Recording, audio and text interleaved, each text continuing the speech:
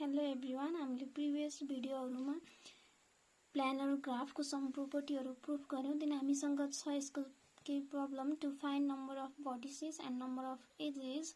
फर्स्टमा हामीसँग छ how many edges require for simple planar graph of 6 vertices.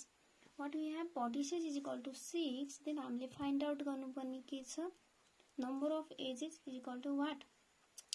Then हामीलाई के थाहा छ previously we know that a is less than or equal to 3b minus 6 किनभने vertices greater than or equal to 3 भएको केसमा हामीलाई यो फर्मुला यो प्रोपर्टी हामीले प्रुफ गरेको हो। सो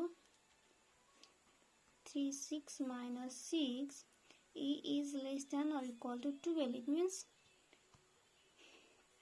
12 or less than 12 हुन पर्यो। आइदर 12 or less than 12 भन्ने बित्तिकै less than 13 भन्न पनि मिल्यो यसलाई। So required number of ages are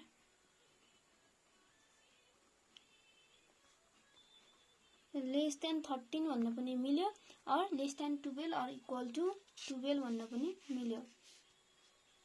then हामीसँग छ how many vertices require for simple planar graph of 4 edges। 4 edges हुनु भनेको पनि हाम्रो vertices more than 3 हुनु हो किनकि more than or equal to 3 हुनु हो। सो यसमा पनि हामीले सेम केस अप्लाई गर्यो भने 4 what भयो। then what we have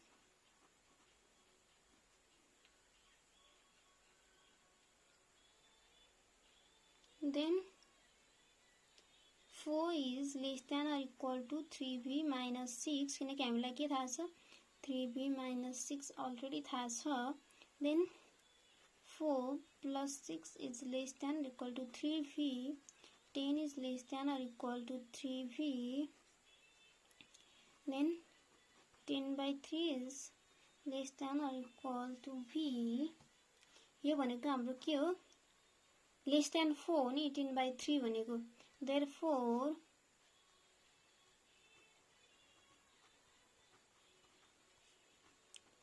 required number of vertices are more than 4।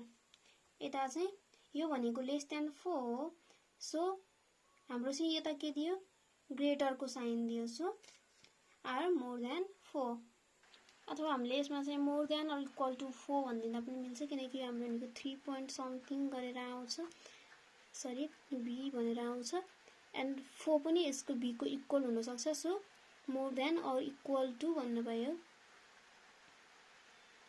or equal to 4।